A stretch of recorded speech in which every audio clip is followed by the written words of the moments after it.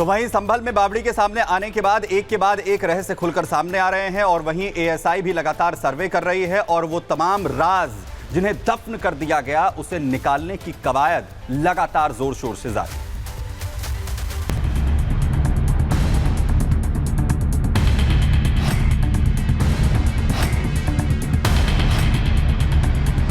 संभल में मंदिर और कुओं के सनातनी प्रतीक के बाद भारत की ऐतिहासिक विरासत के चिन्ह भी मिलने लगे हैं, जिसकी शुरुआत संभल के रहस्य लोक में मिले हिंदू सम्राट के सबूत के साथ हुई। संभल में प्रशासन को 2 जगहों पर पृथ्वीराज चौहान की विरासतें मिली हैं। पहली विरासत बावड़ी है। कहा जा रहा है कि यहाँ पृथ्वीराज चौहान अपने सैनिकों के साथ पड़ाव डाला करते थे। तो वहीं दूसरी विरासत फिरोजपुर गांव के एक किला के रूप में मिली है, जो कि खंडहर में तब्दील हो चुका है। काफी प्राचीन ये बावड़ी जो है वो बताई जाती है, बहुत पुरानी है। बोला जाता है कि पृथ्वीराज चौहान की जो सेना है वो यहाँ पर आकर ठहरा करती थी। अंदर काफी दरवाजे हैं, पुराना जिस तरीके से स्ट्रक्चर होता है उस तरीके का स्ट्रक्चर अंदर था। संभल की शाही जामा मस्जिद से 2 किलोमीटर दूर गांव कमालपुर सराय में सम्राट पृथ्वीराज चौहान की बावड़ी आज भी मौजूद है, जिसे लेकर अलग अलग गाथाएं हैं। कोई इसको सुल्ताना डाकू का चोर कुआं कहता है, तो कोई इसे सम्राट पृथ्वीराज चौहान द्वारा बनाई गई बावड़ी कुआं कहता है। हालांकि इसको चोर कुएं के नाम से भी जो स्थानीय लोग हैं वो जानते हैं। क्यों चोर कुएं का नाम इसको लेकर रखा गया, ये बड़ा सवाल है। क्या पुरानी जो सभ्यता है उसको छुपाने की कोशिश और यही कारण था कि नाम बदलकर इसको चोर कुआं रख दिया गया। संभल में मौजूद करीब 900 साल पुरानी ये बावड़ी स्वर्णिम भारत के इतिहास की गवाह रही है। इन दीवारों में विदेशी आक्रांताओं की क्रूरता और भारत के गुलाम होने की कहानी कैद है, जो चीख चीख कर कह रहे हैं कि पहले यहाँ हिंदुओं का बसेरा था, लेकिन समय के साथ हिंदुओं का दमन कर उन्हें खदेड़ दिया गया। इस बावड़ी को लेकर भी अलग अलग बातें हैं। कोई कहता है ये 5 मंजिला है, कोई कहता है तो ये 15 मंजिला है।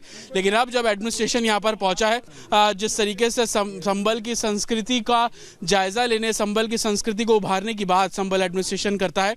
आज एडमिनिस्ट्रेशन उन सभी जगहों पर पहुंच रहा है। संभल में साजिश के तहत सनातन की पहचान मिटाने का षड्यंत्र रचा गया, लेकिन सिर्फ एक मस्जिद के सर्वे के बाद हुई हिंसा के बाद ऐसे मंदिरों की कतार लग गई। इसके बाद कुएं और बावड़ी ने एक एक कर कई सबूत दिए और अब पृथ्वीराज चौहान की बावड़ी जीर्णोद्धार की उम्मीदें एक बार फिर से जग गई है। Bureau report, Republic Bharat. और संभल में मृत्यु कूप की भी लगातार खुदाई की जा रही है, जहां पर हिंदू भक्तों के पहुंचने का सिलसिला भी देखने को मिल रहा है। वहीं जब आर भारत की टीम ने उन लोगों से बात की तो बुजुर्गों ने बताया कि जब अपने बचपन में जब वो वहां पर पूजा करने पहुंचते थे तो कूप खुला हुआ था, लेकिन फिर बाद में बंद हो गया। प्रशासन ने मृत्यु कूप की खुदाई शुरू की तो लोग अब यहाँ पर पहुंच रहे हैं, जल चढ़ा रहे हैं। उस कूप जो कि प्राचीन बताया जा रहा है संभल का, उस कूप की जो पूजा अर्चना, क्योंकि कुआं पूजन हिंदुओं में किया जाता है, तो अब कुआं पूजन जो है वो भी यहाँ पर किया जा रहा है। आप जल चढ़ाने पहुंचे हैं? जी हाँ, हमें पता लगी है महामृत्युंजय कूप, क्योंकि हमारी पैदाइश यही की है बचपन से, तो कूप देखते थे। फिर जाने किन कारणों से इसे बंद कर दिया गया। और यहाँ बताते हैं प्राचीन महामृत्युंजय मंदिर भी होता था कोई, तो ये क्योंकि हमारे पूर्वज पाकिस्तान से आए हुए थे, पंजाबी हैं हम, तो हमारा जन्म यहीं का है। कब से बंद था ये कूप? काफ़ी सालों से बंद देख रहे हैं हम।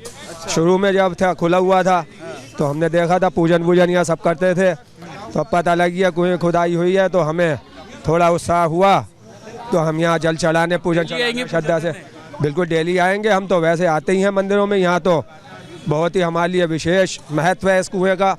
महामृत्युंजय तो 200 मीटर दूर पर ही है। हाँ, वो तो उधर दूर है, हाँ 200 मीटर दूर है। तो अब यहाँ ये सारे तीर्थों का शहर है, प्राचीन शहर है ही संभल का।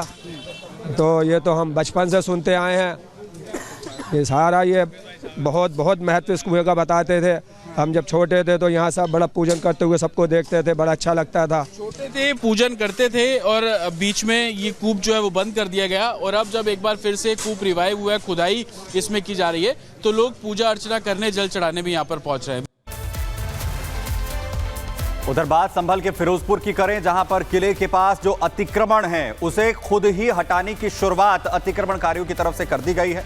दरअसल जैसे ही डीएम और एसपी ने दौरा वहां पर किया, उसके बाद अतिक्रमण हटाना वहां पर लोगों ने शुरू कर दिया। ग्राउंड रिपोर्ट जरा आपको दिखाते हैं। संभल में अतिक्रमण को लेकर प्रशासन लगातार कार्रवाई कर रहा है। कल सभी ने देखा कि कैसे संभल एडमिनिस्ट्रेशन, जिसमें संभल के डीएम, संभल के एसपी और एएसआई की टीम पहुंची थी। ये फिरोजपुर का किला है।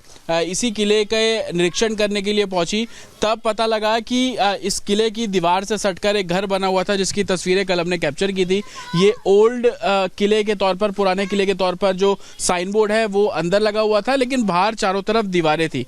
प्रशासन ने इसको अतिक्रमण बताया और ये बोला कि इसकी पैमाइश कराई जाएगी और इस पर अगर अतिक्रमण है तो कार्रवाई की जाएगी। लेकिन अगले ही दिन जिनका ये घर था, उन्होंने खुद से ही इस अतिक्रमण को हटाने का जो काम है वो किया है। माता जी हमारे साथ, ये आप ही का घर था यहाँ पर? हाँ, हमारा ये तो क्या आपने कब बनाया था इसको?